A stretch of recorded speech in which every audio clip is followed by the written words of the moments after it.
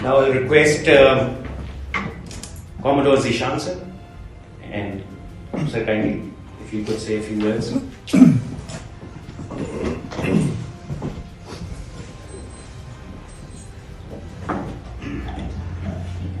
Bismillahirrahmanirrahim. Respected veterans, distinguished guests, ladies and gentlemen, from where the Taimur has entered the list of the people who rose to great achievement, and probably it was not intentionally Taimur, but one name I would like to add, and that is our present naval chief, Admiral Amjad Khan Niazi. He is also the alumni of the Command Staff College Korea. So it was not intentional. I thought you have shared all the ideas, so I should keep something for my smart talk. So I'm sure I feel very honored and privileged to be standing here and giving this talk. Much has been said about our relations with the UK. We'll do anything we can to assist. It's also good to see Sir William here, Mahmood, and also Sharma. Sharma, we were chatting beforehand, and I can't help but mention, you know your father was a general, and I hadn't realised that actually his number was 27. So yeah, it's quite amazing, but those little bits that you feed us each time, so thank you very much. I mean, it's 38 years since Sue and I were in Quetta, and I was chatting to Harriet earlier, just so good to see each other as we come back each year. And my godfather, I've said before, attended the course in 1936, and is Chris Copeland maybe here yet? Not yet, he got held up on a train, but he will be here. But actually I remember he was a battery commander in the regiment that my wife was in, and was telling me what a good time that I had, and actually I put my name down. I was so proud to be selected. I do also remember from school, actually, Imran Khan was in the same boarding house, and he was telling me about his time in Pakistan, and that was all very much part of it. It certainly also helped our cricket team as well. I don't think we lost the school match. And as I remember arriving at the staff college, we can all remember that well. On the left, as you get into the cantonment, whether it's still there, but you've got Montgomery's bungalow, and it was left as he was there as a member of the directing staff. Prior to the last war, but I can remember meeting Montgomery when I was at school. I think I was 6 at boarding school, and he arrived. He hadn't come to see me, but we used to line up to go into church in the evening, into the mosque in alphabetical order. And the little boy who stood next to me was H. Ponting-Horton. There aren't many Ponting-Hortons now, but his father had been a photographer on the Scott expedition in 1911, and I just go those links in history as you go back all the way to the beginning of the last century. But when Sue and I and many people here were in Quetta, I mean, we had absolutely. Nicola Irvin, if you could kindly come over.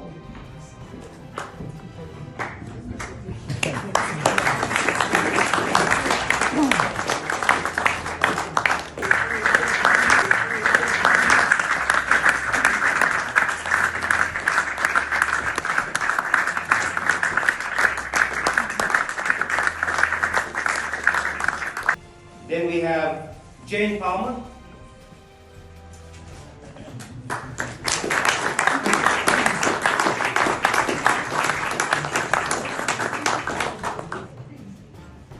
They were in Quetta in 2019.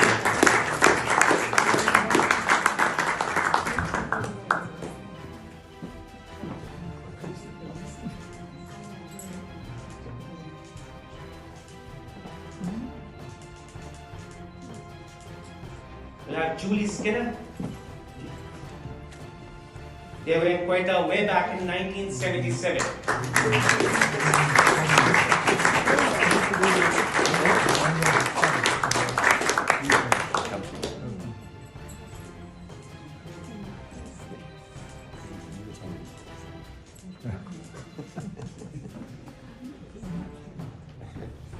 Then we have Jackie Soul. They were in Quetta in 1992.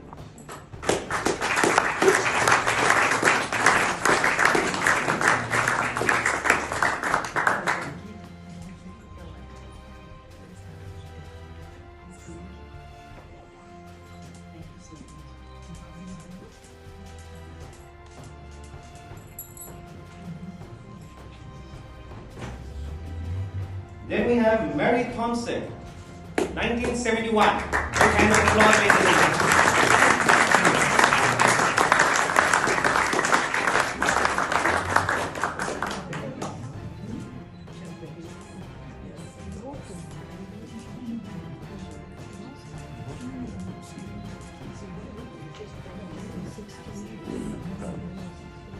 And then we've got three special gifts for member of the Poetry Association present here in this esteemed audience.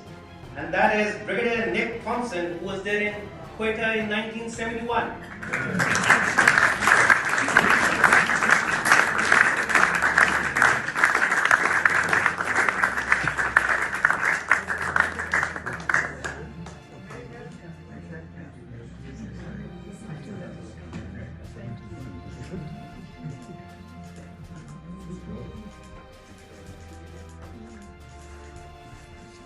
And then we've got a prize or a souvenir for the youngest.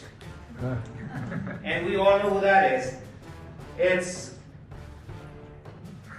Major Ed Shrimpton.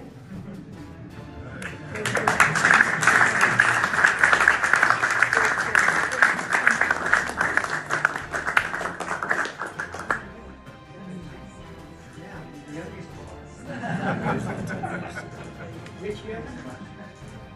It was in 2019. Right, now we've got a special prize for Lieutenant Colonel Alan Whitelaw for the wonderful work that he does for galvanization.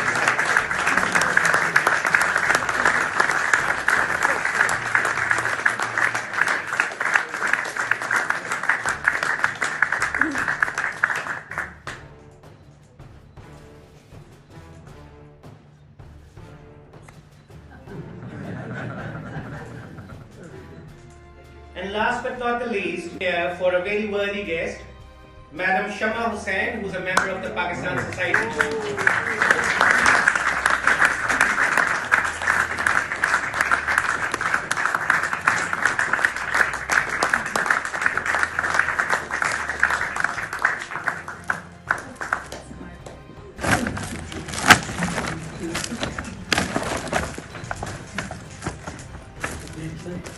May I just add something? Please, please. They can hear me.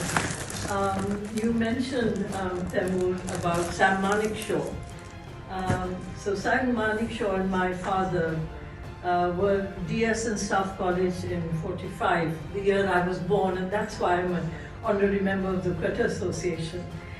And the story goes that Sam Manekshaw's wife didn't stay with didn't come to Quetta very often while he was the DS. But every time she came, she found that their orderly was wearing one of Sam's shirts. And so she would protest and say, "Sam, he's wearing your shirt again." And Sam was so friendly with his orderly because the orderly did everything for him. He didn't mind at all, and he used to just get it. In Pakistan, you mean?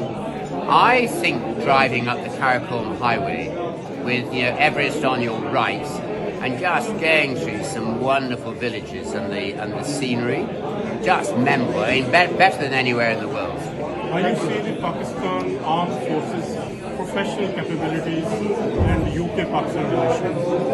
I mean, the relationships are very strong still. I was out there last in 2005 for the centenary of the Staff College.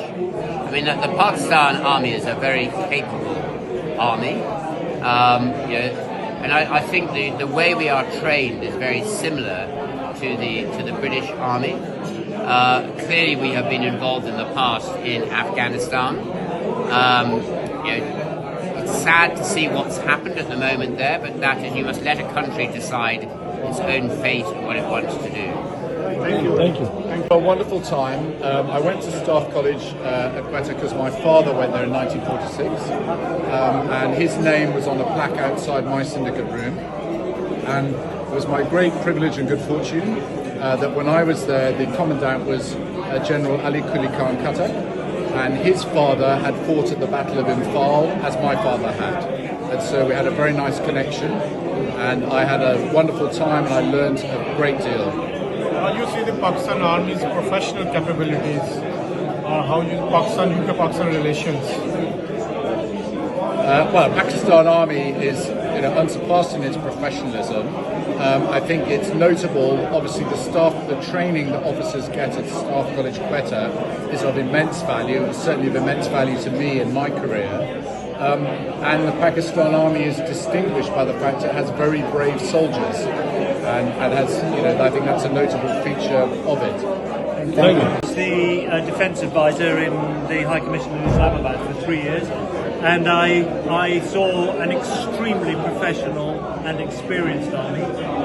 I sympathised with not just your army, your armed forces, because they are working incredibly hard every day for the security of Pakistan. They don't have time to do a lot of their training, a lot of sport, and the things that you need to have a completely rounded life.